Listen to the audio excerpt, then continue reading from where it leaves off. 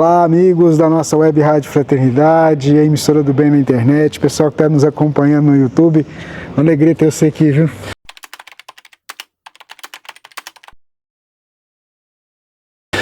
Obrigado, amigos, amigas da Rádio Web Fraternidade, aquele abraço carinhoso. É sempre bom estar aí nessas ondas propagando bem, falando de coisas boas, espiritismo, evangelho e educação.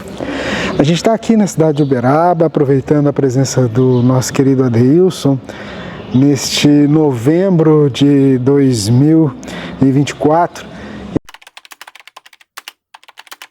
A gente sabe que a gente está sempre reprisando esses bate-papos, por isso que a gente fixa a data, para o pessoal que estiver nos ouvindo, nos acompanhando, ter uma dimensão.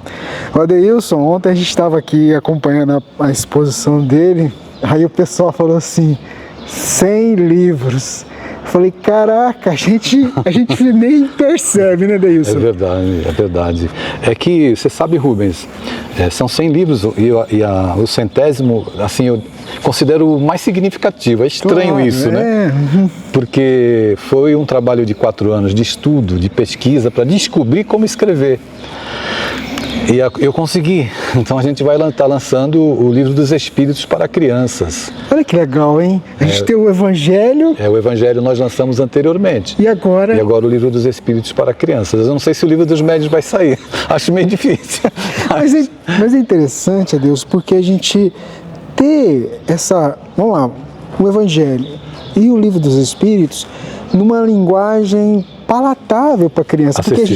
Porque a gente vê assim, vou fazer o Evangelho no lar, mas se você pega o Evangelho, se você tem a criança lá, ela não vai conseguir entender, né? Ela não entende. Então, quando eu escrevi o Evangelho segundo o Espiritismo para crianças, foi mais fácil do que o Livro dos Espíritos. Por quê? Porque o Evangelho ele tem 28 capítulos, eu escrevi 27 histórias, uma para cada capítulo. Você lê o capítulo, pega a essência e escreve uma história infantil. O 28º é a parte das preces, aí eu fiz um poeminha da gratidão para as crianças, algumas preces para criança. Já no Livro dos Espíritos, eu não conseguia saber como é que eu iria traduzir para uma criança 1019 perguntas. Então, nesses 4 anos, eu desisti várias vezes. Eu pegava o livro e largava, falava, não, ninguém vai conseguir fazer isso não, isso é coisa de doido.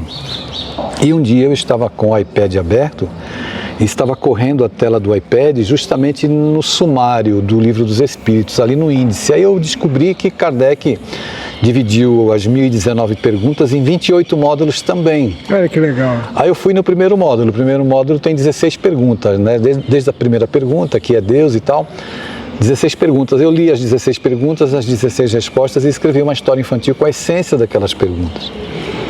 Que bacana. Aí fui para o segundo módulo. Teve módulo com mais de 140 perguntas. Olha só. Então é evidente que não dá para contemplar todas as perguntas, mas a essência daquele módulo. Exato. Porque você, por exemplo, eu tenho histórias que falam sobre a volta do espírito à vida material, à vida corporal. Então eu tive que receber muita ajuda, certamente, e inspiração para poder produzir uma obra como essa. Ficou maravilhoso o livro, maravilhoso. As ilustrações, é o mesmo ilustrador do Evangelho, que ilustrou vários livros meus na FEB, o Bandeira.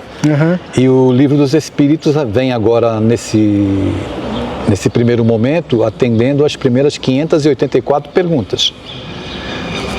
E vai sair daqui a pouco, em pouco tempo, 2, 3, 4 meses, no máximo 6 meses, né? Porque é um projeto que demanda trabalho, vai sair as outras perguntas contemplando até a 1019. Então são histórias que contemplam essas perguntas. Então o evangelizador vai poder falar com a criança sobre as causas primárias, vai poder falar da volta do espírito à vida corporal, enfim. E eu estou assim, feliz, preocupado porque pensando que se os espíritos acharem que a minha missão está cumprida, eles já podem puxar minha ficha e me levar de volta. Mas eu ainda quero escrever outras coisas, vamos ver, né, Rubens? Porque você já chegou no número 100, mas aí tem 200, 300, 400, e é interessante isso. Então, ó, a partir dos próximos meses, vamos dizer assim, nos próximos dias a gente já vai ter, você já pode pesquisar nas livrarias espíritas aí, pela rede mundial de computadores ou fisicamente, né? Exatamente, na Amazon. Quer dizer, então você que está até fora do Brasil vai poder comprar. Vai poder comprar fora do Brasil também. Que legal. Adeilson, outra coisa, você tem 2 livros até que a gente ganhou, eu queria que você falasse um pouquinho dele. desses dois livros. O Adeilson analisou os apóstolos. Pode o negócio? Presunção. Não, mas é interessante, porque a gente pensa assim, que tem que ser aquele ser perfeito, né? Afastado da nossa humanidade, né, Rubens? Porque é isso que a gente tem que entender. Nós somos seres imperfeitos ainda. Então, a angelitude aqui na Terra não vai ter, tá né? longe, tá longe. Fala um pouquinho dessa obra. Olha, eu escrevi esse livro a partir de uma passagem. Jesus pede água em duas oportunidades no Evangelho. A primeira vez ele pede para a mulher samaritana à beira do poço de Jacó. E a segunda vez, quando ele diz, tenho sede, já nas agonias da crucificação, o soldado romano embebe uma esponja em substância vinagrosa, coloca na ponta da lança e coloca nos lábios de Jesus, né? E eu fiquei pensando na nossa sede. E a sede desses tempos é a ansiedade, em que as pessoas se encontram ansiosas, perdidas, sem direção, sem saber o que fazer. A partir daí, Rubens, eu fiquei me indagando se os personagens do Evangelho não experimentavam processos de ansiedade também. E para minha surpresa, eu descobri, evidentemente, que tão humanos quanto eu, eles também sentiam processos de ansiedade. É evidente que a ansiedade deles é diferente do contexto civilizatório que a gente tem hoje. A dinâmica social hoje é diferente da dinâmica social daquela época. Mas é importante as pessoas saberem que a ansiedade ela faz parte do conjunto das emoções humanas. Você pode experimentar ansiedade, mas você não deve viver ansioso a ponto de adoecer, de somatizar algo no seu corpo. Então eu falo no livro sobre a ansiedade de Zaqueu, ansiedade de Bartimeu, ansiedade de Judas, ansiedade de Maria de Nazaré. Será que ela ficou ansiosa quando disseram para ela, olha, Herodes mandou matar os primogênitos? Pois é, imagina. Então, ela viveu uma angústia. E outra coisa interessante, Rubens, eu falo sobre um trecho em que Lucas conta que Jesus estava ansioso, angustiado. A angústia é a pré-sala da ansiedade. Jesus estava angustiado e ele narra de uma maneira muito poética que Jesus transpirava tanto que porejava da testa do Cristo, do rosto, e caíam como gotas de sangue no chão. Essa narrativa de Lucas é muito impactante, a maneira como ele trata aquele momento em que Jesus, Pai, se for, afasta de mim esse cálice, mas que seja feita a sua vontade. Então eu escrevi aproximando da nossa ansiedade, sabe, Rubens? E o subtítulo do livro é O Evangelho como terapia para a cura da ansiedade. E a gente vive num mundo muito ansioso, então eu queria que o Adeilson falasse o nome do livro para você, está nos ouvindo, está nos acompanhando, pudesse correr. Esse livro é Tenho Sede, o nome, O Evangelho como terapia para a cura da ansiedade. Esse livro foi doado para o Centro Espírita Maria de Nazaré, da cidade de Votuporanga. Que legal. Eles têm uma quadra inteira, o centro é uma quadra inteira, eles fazem um trabalho monumental, não apenas no aspecto espiritual, mas programas para adolescentes, para crianças em situação de risco. É uma instituição realmente muito impactante e eu tenho ido lá constantemente fazer palestras e tal. Então, Tenho Sede, o Evangelho como terapia para a cura da ansiedade, editora Didier, que é a editora dessa instituição. E o outro livro ao qual o Rubens se referiu é um Das livro... asas. Construtores de asas. Quem são os construtores de asas? Pais, professores, ou pais e educadores de uma maneira geral. Nós construímos asas para os nossos filhos voarem depois pelo céu das próprias escolhas. Então a família constrói a asa da ética moral, para dar sentido à vida.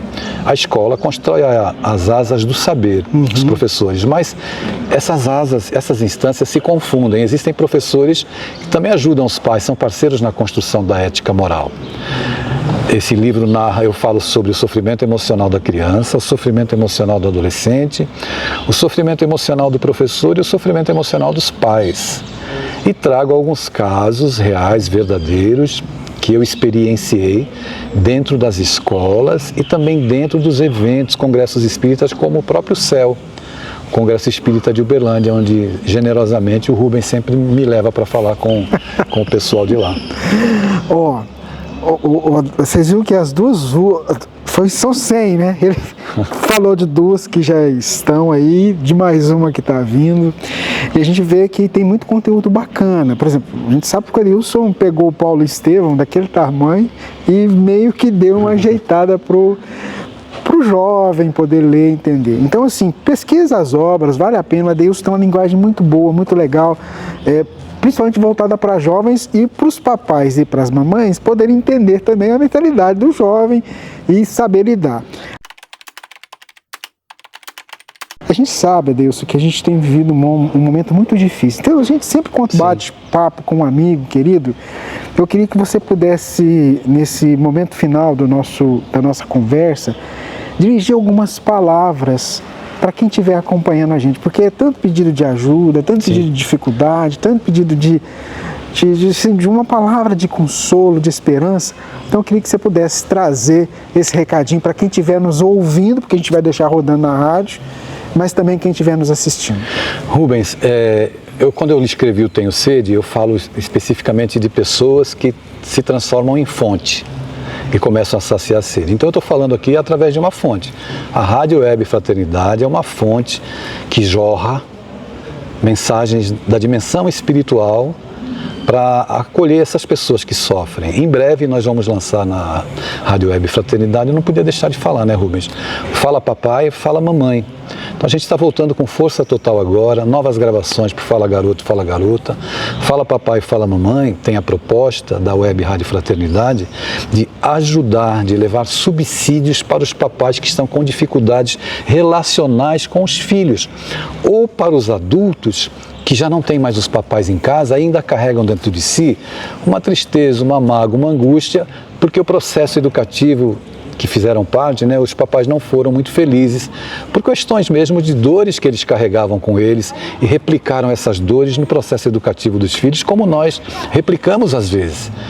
Então, eu deixo para você essa palavra de esperança e dizer que os recursos, eles estão à nossa disposição. A disponibilização desses programas é mais um recurso que a Web Rádio Fraternidade presta. Rádio Web Fraternidade é de utilidade pública, saúde mental e espiritual, para nos ajudar na nossa vida. Então, tem de fé, tem de esperança, tem de paciência. Não tome nenhuma atitude, não haja sob impulso, sequestrado emocionalmente pela angústia, pela dor que você viveu.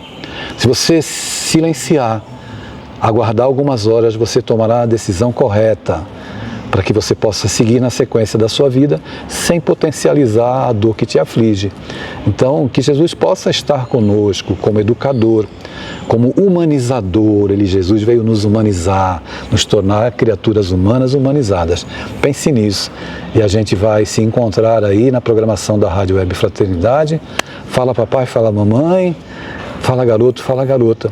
Programas para te ajudar na tua relação, no teu contexto relacional familiar e também interpessoal. Um beijo.